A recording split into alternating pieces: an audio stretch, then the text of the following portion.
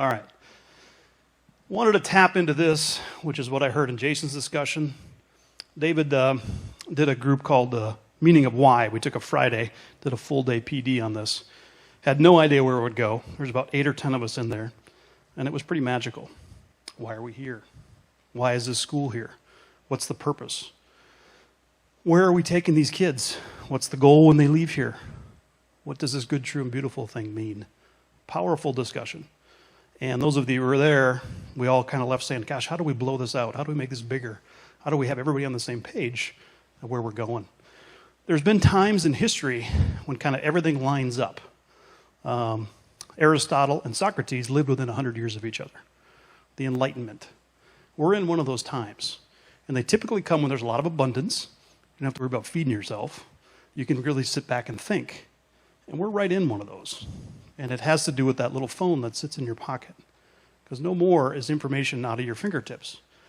So now our job is, how do we get kids thinking about these things that they're looking at? How do we get things thinking about social media? What's good, true, and beautiful? What's fake news? So next slide. So in the wrap-up video, we'll talk about this a little bit, but this schematic we did down in Sierra Vista. We kind of started with Dr. Lehman and said, hey, what do you want a graduating 8th grader to know?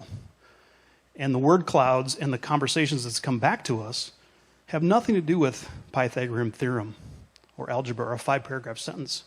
It has everything to do with the soft skills, the values, the good, true, and beautiful.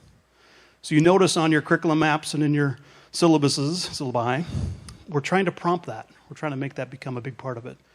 Because David and I were having a great discussion. I said, look, we want kids to leave here critical thinking. And he said, Nazi Germany in the 1930s were critical thinkers, but they didn't have the good, true, and beautiful and the right and wrong. They're an advanced society. They were educated.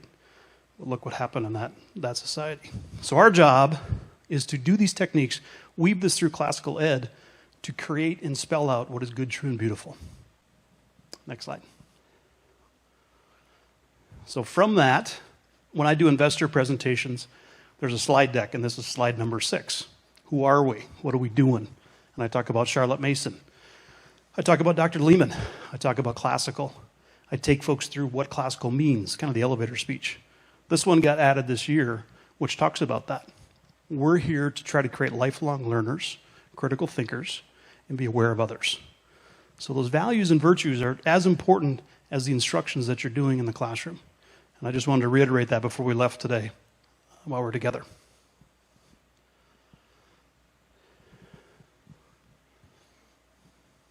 That's what we're fighting against, as you all know, because they're in your classrooms. I have 2 kids that are that way. They go in the room and they're on the phone or they're communicating. It's no longer face-to-face stuff anymore. Think about your friends that are dating. It's all through an app. It's crazy. That's where we're at. We can't stop it. We have to embrace it and figure out how we stretch their minds to get the attention span spread out. Next slide.